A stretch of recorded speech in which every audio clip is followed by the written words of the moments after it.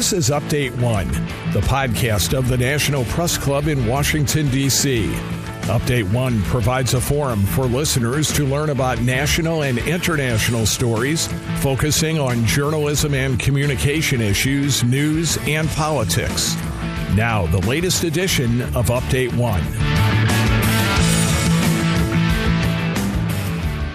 I'm Tom Young with the National Press Club's Broadcast Committee in Washington. In the 21st century, communications technology advances on an almost daily basis. The internet and cable and satellite television provide more and more ways to transmit information. But one of the oldest electronic media, radio, remains one of the most powerful. A nonprofit organization called Developing Radio Partners works with developing countries to educate and inform over the airwaves. Chuck Rice is my old friend and colleague from the broadcast division of the Associated Press. Now, Chuck works as president and CEO of Developing Radio Partners, and he joins us over the phone from his home in Asheville, North Carolina. Chuck, good to talk with you. Tom, it's a pleasure. Thanks for having me on your program. You're quite welcome. And Chuck, first a question about technology. Why radio? Why not developing internet partners or developing social media partners? I'll tell you, Tom, it's the best way to reach people in Africa. Most of our work is in Africa. I would say all of our work right now is in Africa. And it really is the best way to get people, because 70 to 80% of Africans tune in sometime during the day to get news and information. And we work in really rural areas, sometimes remote areas, where poverty is a huge problem and there's no internet.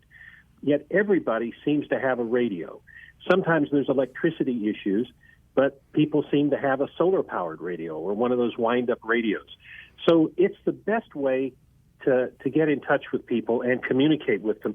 Now, you mentioned developing social media partners. We do work with social media. In fact, social media, SMS, have really brought radio into the 21st century. We work in Malawi, for instance, on reproductive health issues with kids between the ages of 14 and 19. They do weekly radio programs that are around half an hour, but they also produce public service announcements.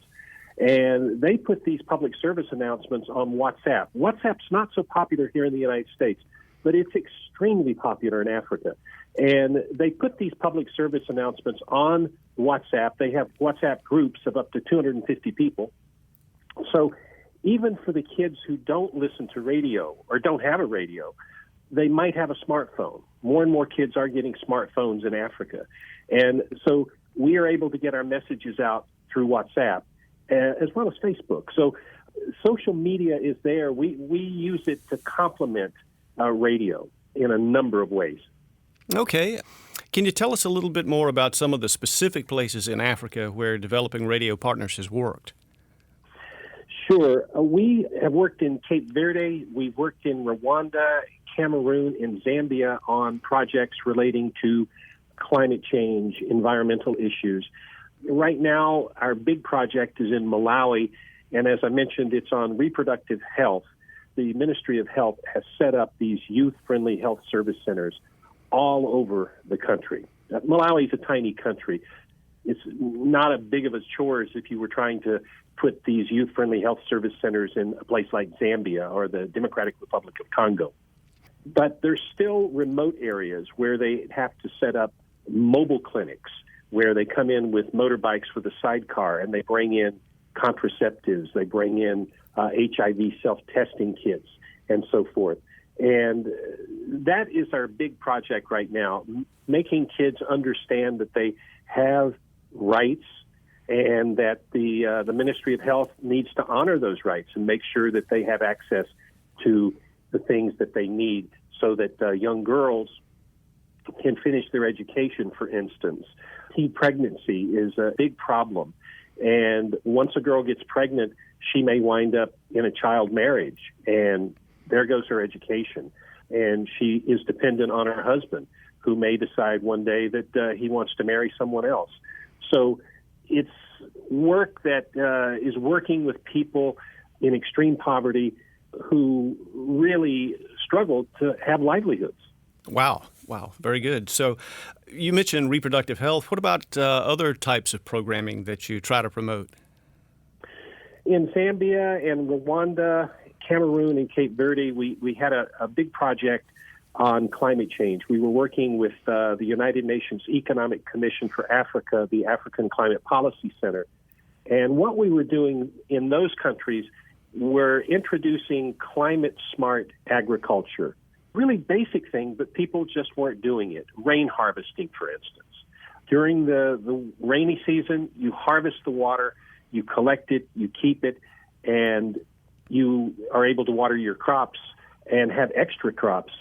In Cameroon, I met this lady up in the mountains around Mount Cameroon, one of the highest peaks in Africa, and her name was Ida. And she had learned this on the radio. We were doing a program on rain harvesting, and we went back the next year, and she was getting 2, sometimes 3 tomato crops a year.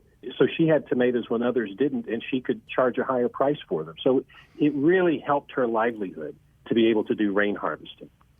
You mentioned how these countries where you operate are often very poor countries, which to me raises a question of funding. I mean, even here in the U.S., good local programming can be expensive. That's why so many news talk stations air a lot of syndicated national shows instead of focusing on their own communities. So how do these stations operating in poor countries get funded? They depend on sponsorships and advertising. Let me just say that Developing Radio Partners grew out an idea by one of the founders of National Public Radio. His name is Bill Siemering. He lives in Philadelphia. And it's very grassroots, Developing Radio Partners. We work at the very grassroots level, kind of taking our model from NPR. And what we do is we go into an area and we help enrich the radio programs that may already be on a radio station. For instance, in Zambia, outside Lusaka, the capital, there was this village where the radio station, it was already on the air. We don't put radio stations on the air. They're already there. We just enrich their programming. We helped them develop an agriculture program that the listeners eventually could not do without. So much so that when our project ended, the listeners continued to raise money to keep this program and keep that station on the air. Wow. Because they felt like it was just so critically important to helping them, all farmers, tuning into this program. And they were getting good tips. Even the extension officers would tune in and they would say, well, you need to do a program on this. This would help the farmers. Because a Gates Foundation study has found that when a farmer gets on the radio and talks to other farmers about something, they're much more likely to change their behavior. If they're not collecting rainwater at that moment, but they hear another farmer say, hey, I'm collecting rainwater, my tobacco crop, my tomato crop, I'm getting 2 crops rather than 1, they're more likely to change. So that's kind of the philosophy we have developed. Enrich the programs and make them so valuable that the listeners, even if they're poor, will contribute something to keep the station going. Well, I think that's something that's common to farmers all around the world. I grew up on a farm in North Carolina, and I can remember my father and grandfather listening to farm shows. That was very important to them. But talking about these stations in Africa, what's the staffing like there? How many people does it take to run it? And do these stations have trouble finding people with the know-how, the engineers and broadcasters to keep it on the air? The engineering is done usually by somebody who lives in that district, or it's like a state, and they will come in periodically and check on things. The staff, it can be anywhere from 2 or 3 people up to 10, 15 people. Right now, I'm working with a station in Juba, South Sudan. We're doing these early morning trainings, 6:30 in the morning. They have a news staff of about 12 to 13 people. In Malawi, some of the stations might have 4 or 5 people, a station manager, a deputy, a production manager. The people that we work with are youth reporters who were in school, and we did a competition and asked them, you know, if you could be on the radio and you could do a program on youth health, what would you want to do? And based on those essays, we turned those around and brought in the kids that were very interested in becoming journalists.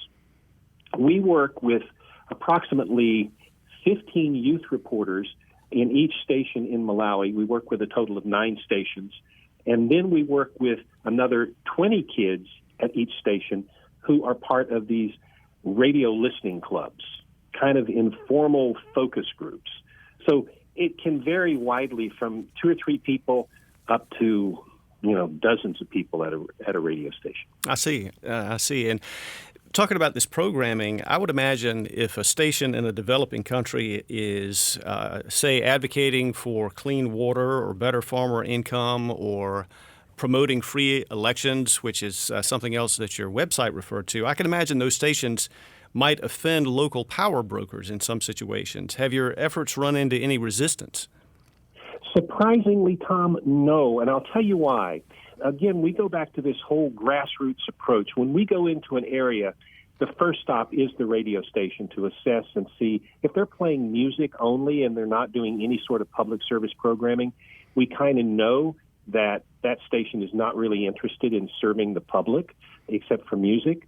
But since we work with community-based stations, almost all of those stations are doing some sort of health program or a farming program.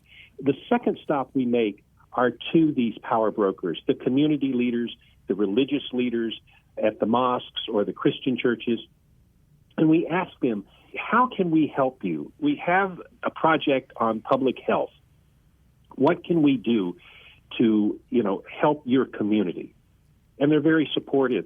We went to a place, it's called Nkata Bay. It's along the lakefront in Malawi.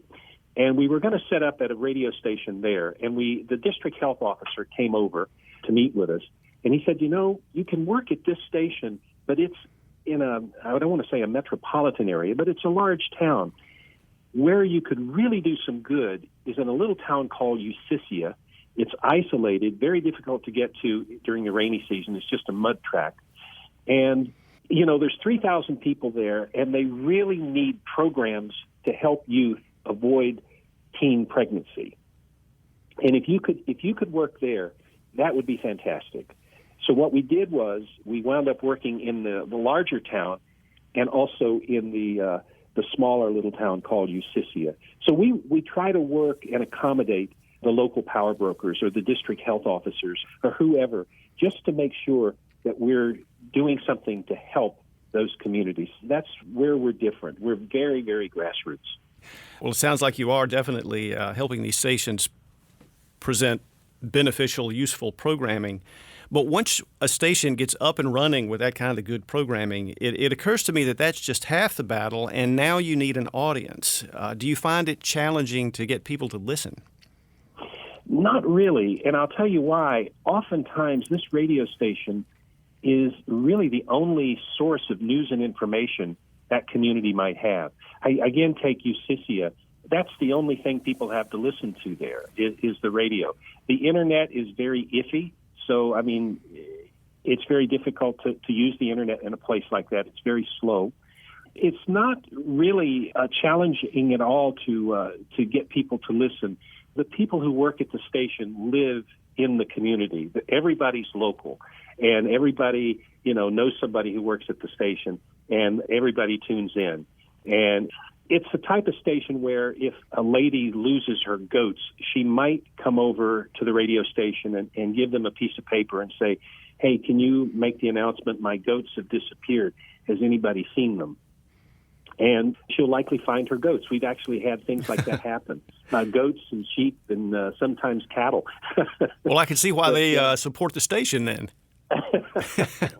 Yeah, so it's their lifeline sometimes, Yeah. So, okay, we've talked about how you build beneficial programming, and it sounds like building an audience is no trouble. That's pretty organic. So let's move the ball forward a few yards.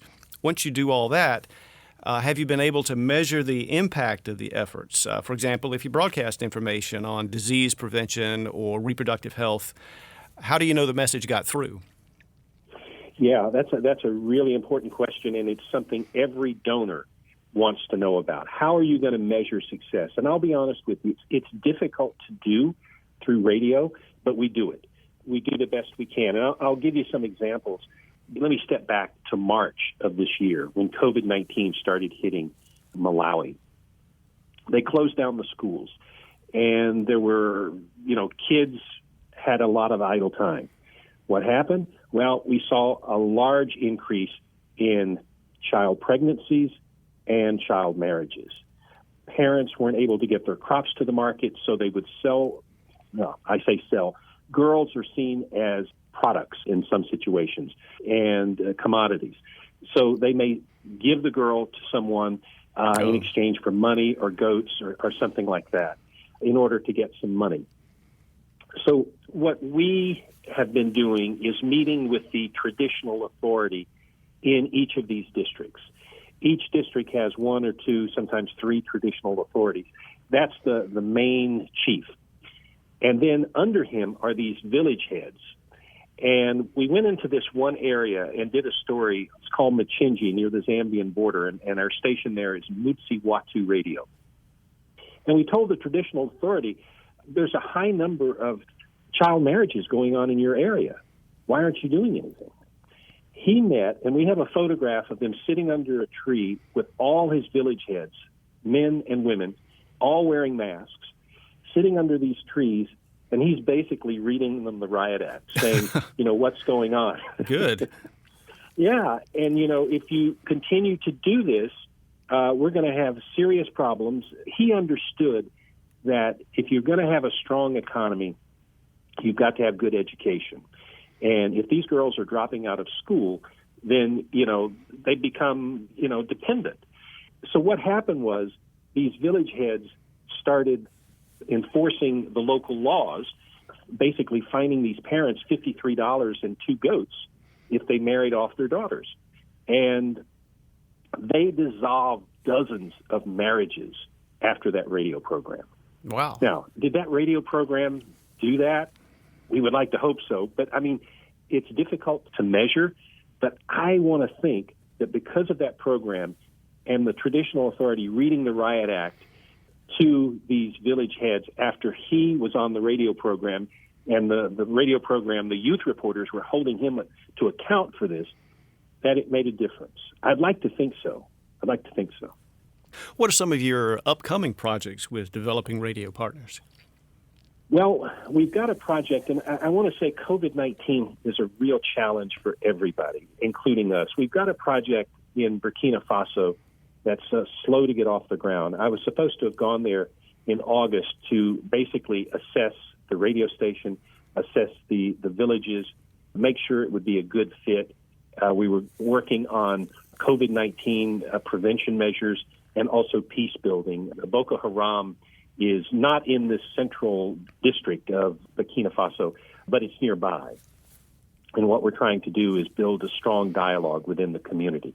That project has gotten off to a slow start, but we'll get there. The other project that we're renewing next year is in Malawi on reproductive health rights for young people. So we'll be there for another year. We're also looking right now at doing a health project in Ethiopia. It's not a civil war yet, but I don't know how the fighting there is going to affect that project, but it's in the talking stages at this point. And, of course, South Sudan, I've got some work there with this big radio station called iRadio, working with them, just doing pure journalism, trying to get them away from just covering the government and covering real social issues that affect a lot of people. A while ago, you said something about donors for Developing Radio Partners. If someone listening to us right now wants to help out with your projects, what can they do? Because of COVID-19, we are facing some challenges, and one of those is the fact that we need more bandwidth to work virtually in some of these places like Burkina Faso, where there is almost no internet in these villages. So we would love to be able to fund some sort of infrastructure to get stronger bandwidth there, but also solar panels. And that's the first thing we need because there's no electricity. We run the internet, the routers, and also to run the desktop computers. If anybody would want to contribute, the best place to go is www.developingradio.org. and just click on the donate button. We're also running a GoFundMe campaign right now, trying to raise $6,000. And that address will also take you to the big red button that says the GoFundMe project. So please, I invite everybody to take a look. Well, good luck with all your projects, Chuck, and many thanks for your time. Thank you, Tom, for taking the time to hear more about Developing Radio Partners. I really appreciate it. We've been talking with the president and CEO of Developing Radio Partners, Chuck Rice. I'm Tom Young, reporting for Update One from the National Press Club in Washington.